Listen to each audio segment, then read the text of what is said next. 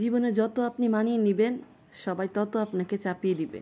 চাপে পড়ে সব কিছু মানতে মানতে একসময় দেখবেন সবাই ঠিকঠাকই আছে, শুধু আপনি আর আপনার মতো নেই। সব শেষে সমাপ্তিটা এমনই হয় যে যাদের জন্য নিজেকে এত পরিবর্তন করবেন তারাই আপনাকে দেখিয়ে দিবে, বুঝিয়ে দিবে আপনি মানুষটা কতটা মূল্যহীন। হ্যালো এভরিওয়ান, আসসালামু আলাইকুম। অনেকদিন পর ভিডিও নিয়ে আসলাম।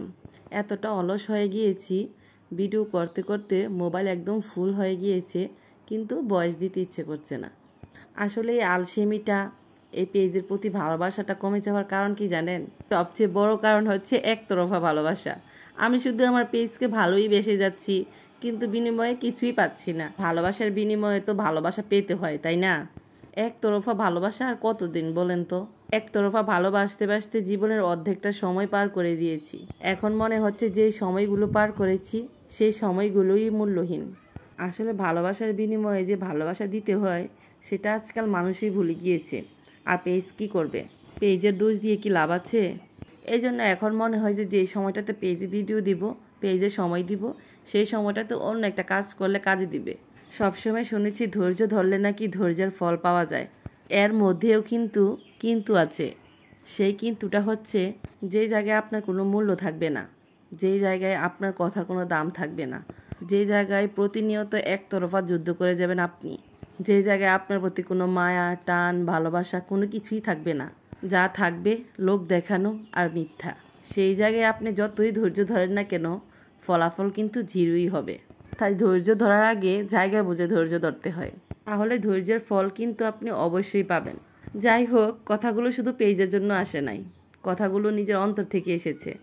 আমার জীবনে আমি সবসময় একটা জিনিস মনে রাখতাম, ভালোবাসার বিনিময়ে ভালোবাসা পাওয়া যায়। আমার কাছে মনে হয় এই মনে রাখার জিনিসটাই আমাকে জীবনে অবহেলিত করেছে, এই মনে রাখার জিনিসটাই আমাকে মূল্যহীন করেছে। সব জায়গায় যে ভালোবাসা দিলে ভালোবাসা পাওয়া যায় না সেটা আমি জানতামই না। লাইফে যাকে যতটুকু দাম দেওয়া দরকার তাকে ততটুকু দাম দিতে হয়।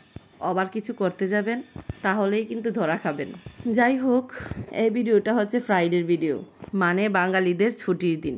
সেই রোজা থেকে ভিডিও করি না। আজকে চিন্তা করলাম সারাদিনের একটু একটু করে ভিডিও নেই, তাই আজ সকাল থেকেই একটু একটু করে ভিডিও নিয়েছি। ফ্রাইডে আমাদের একটু অন্যরকমভাবে কাটে, যেহেতু ছুটির দিন। সকাল হয় দুপুরে আর দুপুর হয় বিকেলে। আমাদের বাসার মোটরের লাইনটা ছাদে, যার কারণে ছাদ থেকে পানি আনতে হয়। আপনাদের ভাই জুম্মার নামাজ পড়ে আসাতে দুইজন মিলে একসাথে পানিও নিয়ে আসলাম, সেদিকে আমিও রান্নাবান্না শেষ করলাম। এই তো আলহামদুলিল্লাহ আমাদের টোনাটুনির জুম্মার দিনের ছোট্ট আয়োজন। এই লাল শাক দেখলে ছোটবেলার কথা মনে পড়ে। ছোটবেলা এই লাল শাক খেতেই চাইতাম না। মা কত প্রবাদ বলে বলে যে এই লাল শাক খাওয়া তো সেই দিনগুলোর কথা মনে পড়ে যায়।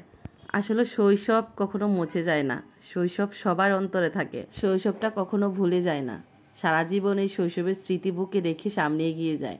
এই তো বিকেলবেলা ঘুম থেকে উঠে একটু ছাদে সময় পার করছি।